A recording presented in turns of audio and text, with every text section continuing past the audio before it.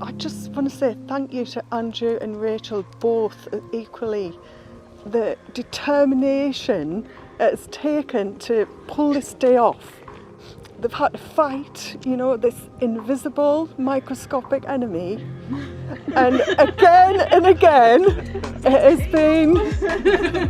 been, you know, put off and off, but we're here today. It's just incredible, you know, and it must be a testament to the love that you have for each other.